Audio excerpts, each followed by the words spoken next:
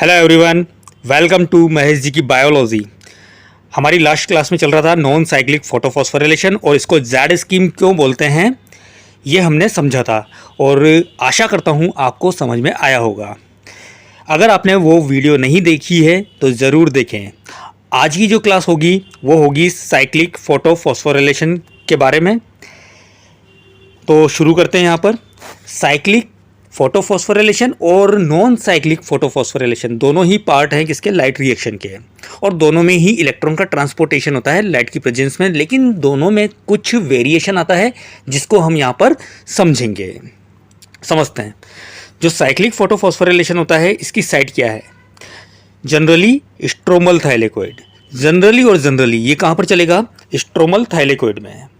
जबकि अगर इसको कंपेयर करें किससे, नॉन साइक्लिक फोटोफॉस्फोरिलेशन से, तो नॉन साइक्लिक फोटोफॉस्फोरिलेशन हमेशा ग्रेनल थाइलेकोइड में चलेगा, जबकि साइक्लिक फोटोफॉस्फोरिलेशन स्ट्रोमल थाइलेकोइड में चलेगा। लेकिन कभी कभी चांस बन जाते हैं कि ये ग्रेनल थाइलेकोइड में ही चलेगा, रेयरली चांस।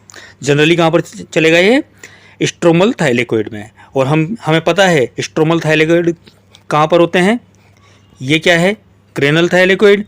ये है ग्रेनल थाइलेकोइड, और दो ग्रेनम को जोड़ने वाला जो एक सिंगल थाइलेकोइड होता है उसी को हम बोलते हैं स्ट्रोमल थाइलेकोइड। तो साइक्लिक फोटोफॉस्फोरिलेशन जनरली यहीं चलता है। क्यों चलता है? क्योंकि यहाँ पर फोटोसिस्टम 1 ही प्रेजेंट होता है। और साइक्लिक फोटोफॉस्फोरिलेशन में इन्वॉल्वमेंट किसका रहता है? फोटोसिस्टम 1 का ही होता है। अगर इसके प्रोडक्ट की बात करें तो यहाँ पर जो प्रोडक्ट बनेगा वो होगा ATP। अगर इसको हम कंपेयर करते हैं नॉन साइक्लिक फोटोफॉस्फोरिलेशन से, तो नॉन साइक्लिक फोटोफॉस्फोरिलेशन में ATP बनेगा, NADPH2 बनेगा और साथ में ऑक्सीजन रिलीज होगी। लेकिन साइक्लिक फोटोफॉस्फोरिलेशन में केवल और केवल ATP का ही फॉर्मेशन होगा। यहाँ पर NADPH2 नहीं बनेगा और ऑक्सीजन भी रिलीज नहीं होगी। कुछ नोट आ रहे हैं, उन नोट्स को हम पढ़ते हैं। नो NADPH2 फॉर्मेशन, मैंने ये समझा दिया कि यहाँ पर NADPH2 का फॉर्मेशन नहीं होता है। नो NADPH रिडक्टेज एंजाइम इन स्ट्रोमल थाइलेकोइड। देखो ग्रेनल थाइलेकोइड है, ये ग्रेनल थाइलेकोइड है, ये ग्रेनल थाइलेकोइड है। इस थाइलेकोइड की जो सरफेस होती है वहाँ पर NADP रिडक्टेज एंजाइम बनता है या मिलता है।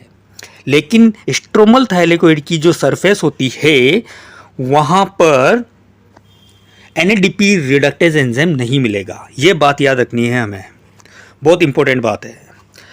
अगला नोट आ रहा है, नो फोटोलाइसिस ऑफ वाटर। देखो नॉन साइक्लिक फोटोफॉस्फोरिलेशन में क्या हो रहा था? इलेक्ट्रॉन जहाँ से निकल रहा था वापस वहाँ पर नहीं आ रहा था। तो इसका मतलब फोटोसिस्टम 2 में इलेक्ट्रॉन की कमी हो रही थी और उस कमी को पूरा करने के लिए फोटोलाइसिस ऑफ वाटर हो रहा था। वाटर मॉलिक्यूल ब्रेकडाउन होकर अपना इलेक्ट्रॉन फोटोसिस्टम 2 के रिएक्शन सेंटर को प्रोवाइड कर रहा था। लेकिन साइक्लिक का मतलब ही क्या है कि इलेक्ट्रॉन जहाँ से निकलेगा घूम फिर कर वहीं पर आ जाएगा। मतलब फोटोसिस्टम 1 से निकलेगा और वापस फोटोसिस्टम 1 में ही आ जाएगा। तो यहाँ पर इलेक्ट्रॉन की कोई डिमांड नहीं होती क्योंकि निकलने वाला इलेक्ट्रॉन वापस वहीं पर ही पहुँच रहा है। तो यहाँ पर फोटोलाइसिस ऑफ वाटर होने के कोई चांस नहीं है। यहाँ पर फोटोलाइसिस ऑफ वाटर नहीं होगा। अगर फोटोलाइसिस ऑफ वाटर नहीं होगा तो ऑक्सीजन भी रिलीज नहीं होगी। तो मतलब साइक्लिक फोटोफॉस्फोरिलेशन में ऑक्सीजन रिलीज नहीं होती है, जबकि नॉन साइक्लिक फोटोफॉस्फोरिलेशन में ऑक्सीजन रिलीज होती है। उम्मीद करता हूँ यहाँ तक आपको समझ में आया होगा। बढ़ते हैं आगे। देखो यहाँ पर मैंने एक NCERT के अकॉर्डिंग समझाने का प्रयास किया है।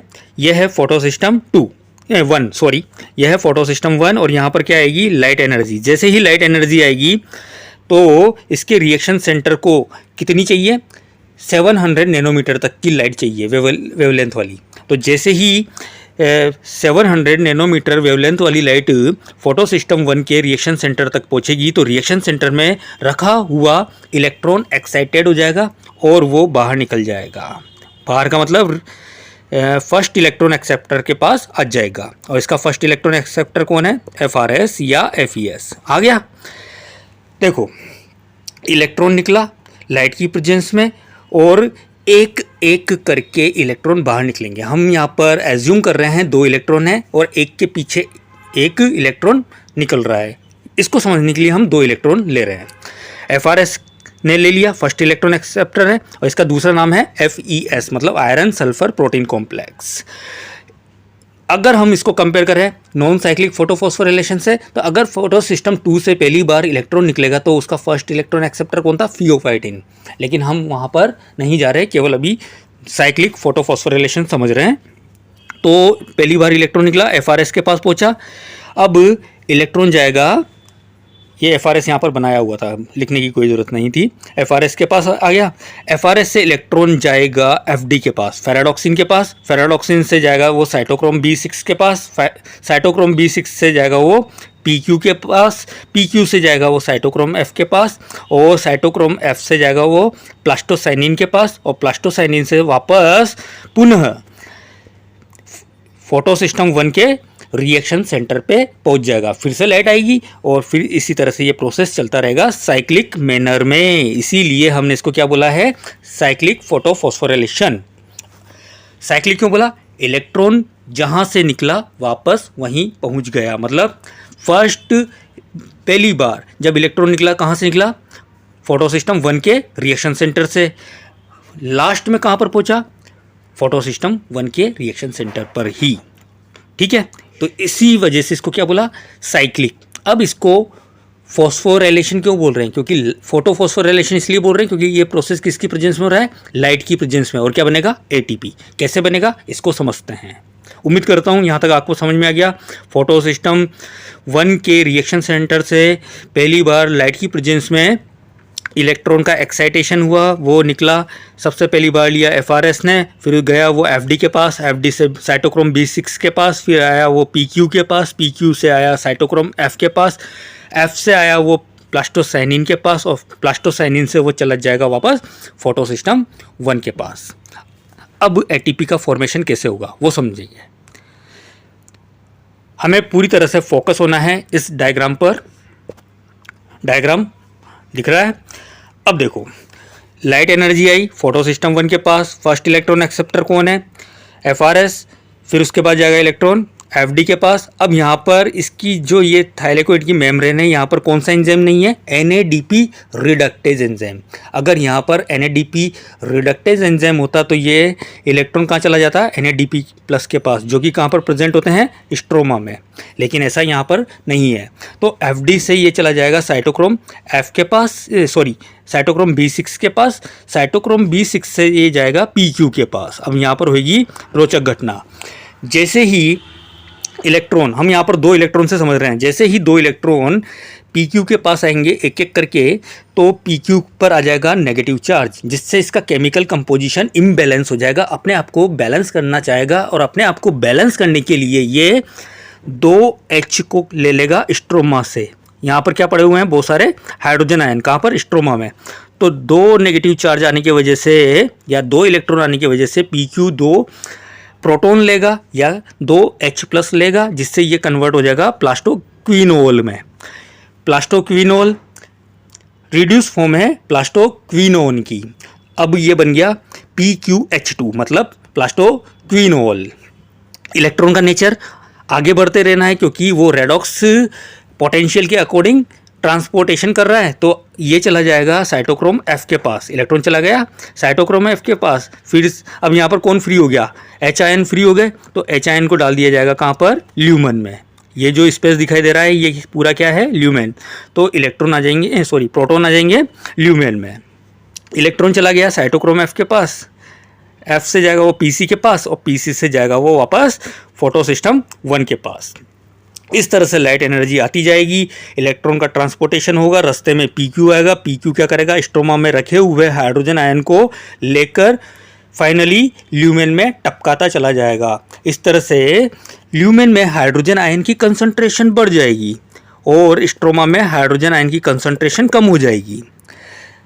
अब देखो, यही प्रोसेस कहाँ पर चल रहा था? नॉन साइक्लिक फोटोफॉस्फोरिलेशन में भी हो रहा था, लेकिन वहाँ पर PQ के साथ साथ ल्यूमेन में हाइड्रोजन आयन की कंसंट्रेशन कौन बढ़ा रहा था? Photolysis of water. लेकिन यहाँ पर केवल हाइड्रोजन आयन की कंसंट्रेशन कौन बढ़ा रहा है? PQ। वो क्या कर रहा है? स्ट्रोमा से हाइड्रोजन आयन को ल्यूमेन में टपकाए चले जा रहा है, जिससे हाइड्रोजन आयन की कंसंट्रेशन ल्यूमेन में बढ़ जाएगी। अगर हमसे कोई पूछता है नॉन साइक्लिक फोटोफॉस्फोरिलेशन में हाइड्रोजन आयन की कंसंट्रेशन ल्यूमेन में बढ़ जाती है, इसके कितने रीज़न है? एक ही रीज़न है, PQ, क्योंकि यहाँ पर फोटोलाइसिस ऑफ वाटर नहीं होता है। तो अब हम देखेंगे, जब ल्यूमेन में हाइड्रोजन आयन की कंसंट्रेशन बहुत ज़्यादा बढ़ जाएगी और स्ट्रोमा में हाइड्रोजन आयन की कंसंट्रेशन बहुत ज़्यादा कम हो जाएगी, तो दोनों तरफ क्या होगा? प्रोटॉन ग्रेडियंट डेवलप होगा। प्रोटॉन ग्रेडियंट मतलब एक तरफ प्रोटॉन की कंसंट्रेशन ज़्यादा और एक तरफ प्रोटॉन की कंसंट्रेशन कम। तो प्रोटॉन ग्रेडियंट डेवलप होगा और हमें पता है कोई भी आयन, कोई भी मॉलिक्यूल अपनी हायर कंसंट्रेशन से लोअर कंसंट्रेशन जाता है, तो ये भी ऐसा ही करेंगे। यहाँ पर जो हाइड्रोजन आयन इकट्ठा हुए हैं वो अपनी हायर कंसंट्रेशन से भागेंगे किधर की तरफ? लोअर कंसंट्रेशन की तरफ। मतलब ल्यूमेन से वापस जाएंगे ये स्ट्रोमा की तरफ, और इनके जाने का रास्ता कौन सा है? F0 particle. और ये हाई एनर्जी के साथ F0 पार्टिकल से निकलेंगे। जैसे ही ये F0 पार्टिकल से हाई एनर्जी के साथ निकलेंगे, तो ये जो मैंने स्ट्रोमा साइड एक गोला सा बनाया है, ये क्या है? F1 particle. इस F1 पार्टिकल में कन्फर्मेशनल चेंजेस होंगे और इस कन्फर्मेशनल चेंजेस की वजह से इसमें रोटेशन होगा और इसी के सरफेस के आसपास कौन रखे हुए हैं? ADP और IP। अब ये एक तरह से रोटेशन करेगा, रोटेशन करने की वजह से ADP और IP की बाइंडिंग हो जाएगी और ये बन जाएगा ATP।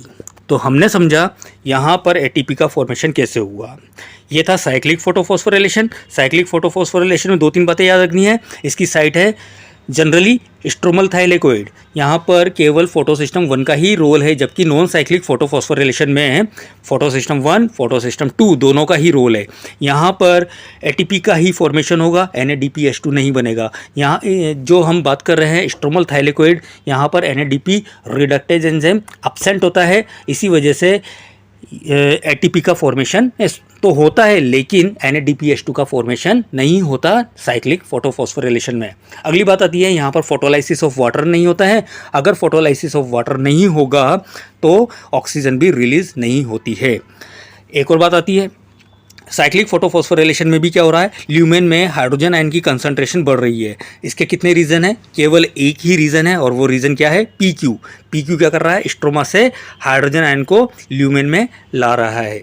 जबकि नॉन साइक्लिक फोटोफॉस्फोरिलेशन में क्या हो रहा था? हाइड्रोजन आयन की कंसंट्रेशन ल्यूमेन में बढ़ रही थी। इसके 2 रीज़न थे, एक तो फोटोलाइसिस ऑफ वाटर और दूसरा PQ। तो उम्मीद करता हूँ आपको ये समझ में आया होगा। अगर आपको ये वीडियो अच्छा लगा कि ये आपके लिए बेनिफिशियल था, तो लाइक करें और अपने फ्रेंड्स को शेयर करें, साथ में सब्सक्राइब करना ना भूलें। और इससे पहले कि जो भी फोटोसिंथेसिस से रिलेटेड वीडियोस हैं उनको भी ज़रूर देखें। ठीक है, तो इसी तरह से और भी वीडियो लेकर आऊँगा। तब तक के लिए नमस्कार, बाय, थैंक यू।